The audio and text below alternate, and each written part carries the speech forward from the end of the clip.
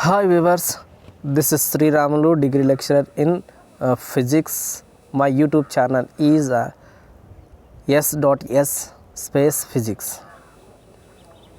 So today's topic is one of the network's theorem. Most important thing is Norton's theorems. Norton's theorems. So I told you every theorem in the networks they have their own statement, and those statement we have to prove.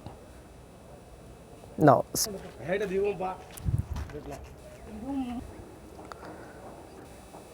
step to identify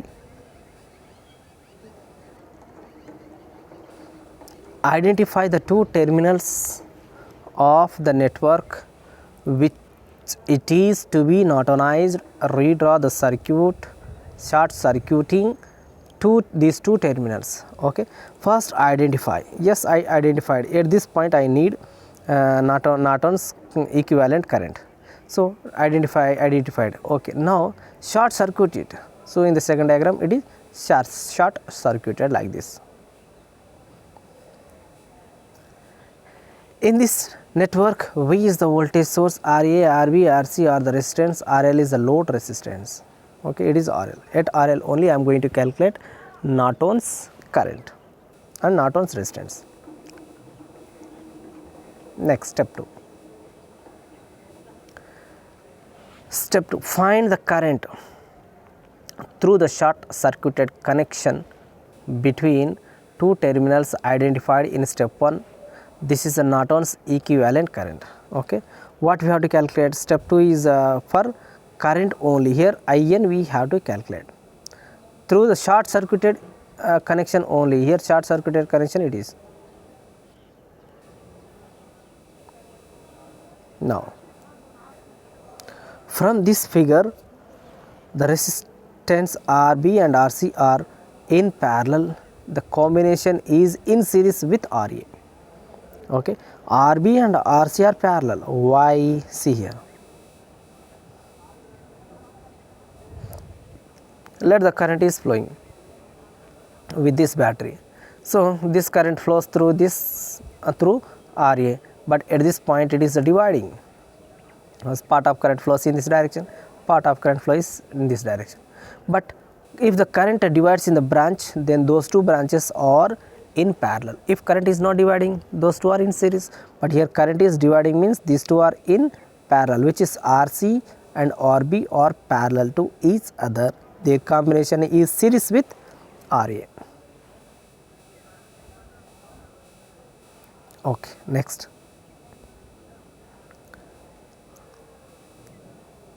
Now RA is equals to R is equals to, the resultant is taken as R only. R is equals to RA plus RB parallel to RC. So for parallel combination for two vectors, simply multiply those two vectors above, and in denominator just add them.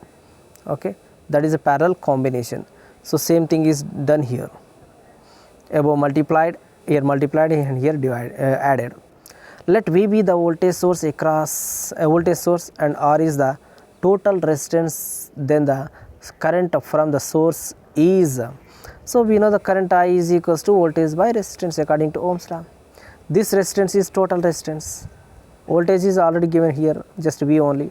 So V by total resistance.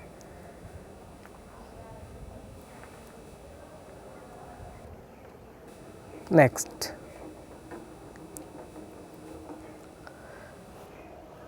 Right, this current passes through the resistance RA and divides between RB and RC. Yes, okay, so just now I explained you. The current IN passes through the short circuited terminals A and B. Here short circuited terminals here were there. So why? Because we identified this terminal and short circuited by using step 1. Now, so it can be calculated by using current division rule. So what is the current division rule? So current division rule is current through a required resistance. Current through a required resistance is equals to total current into resistance in the opposite branch,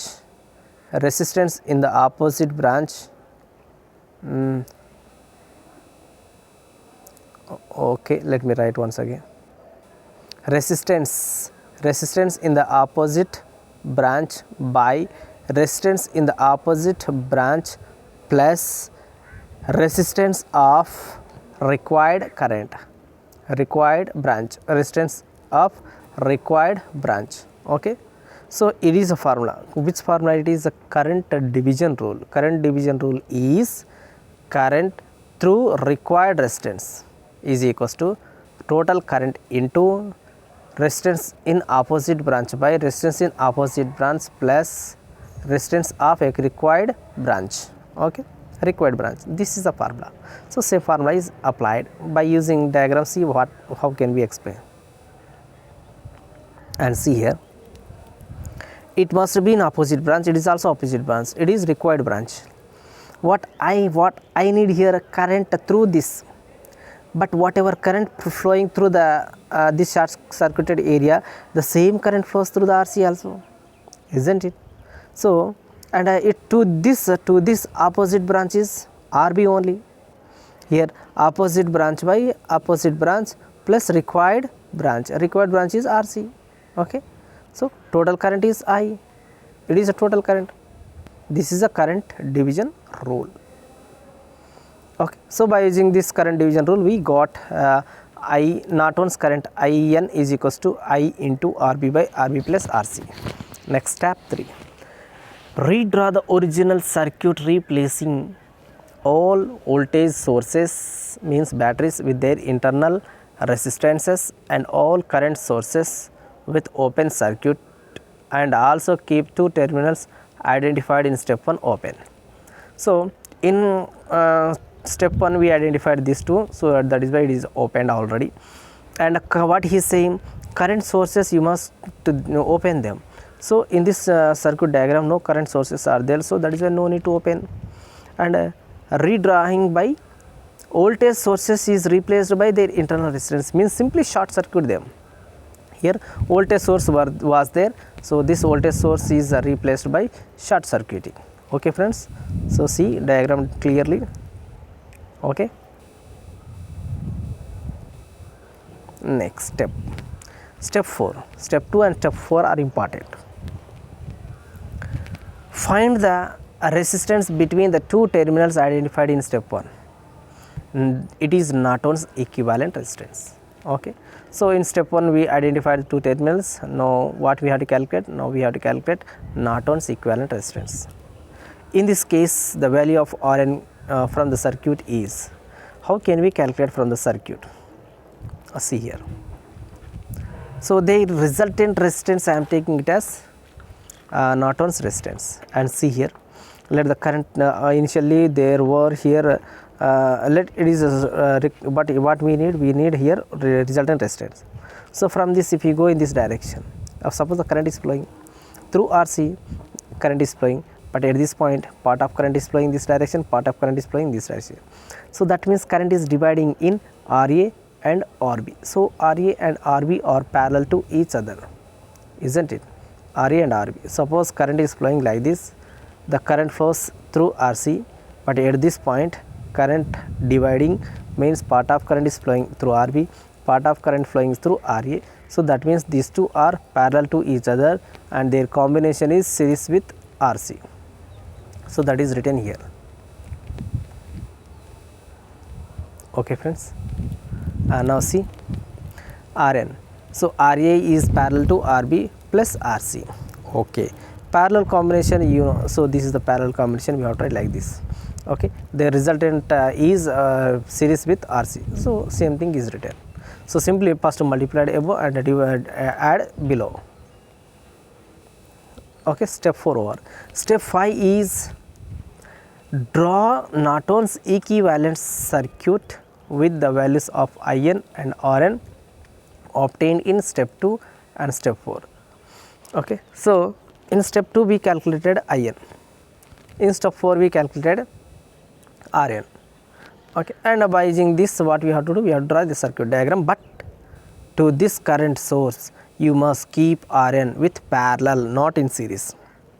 Okay, these two are must be in parallel according to statement only, by using statement only. So it is a current source, that is a Norton's current, and Rn is parallel. And here identified terms, terminal it is, identified terminal is in the previous RL, load resistance. Okay, so it is the final one. And see, it is RL is identified in the step 1. So let me show, that is step 1. Yes, it is identified factor. So again it is attached at the end, we must attach. Okay, so finally we have derived, we have proved the Norton's theorem. Okay friends, thank you.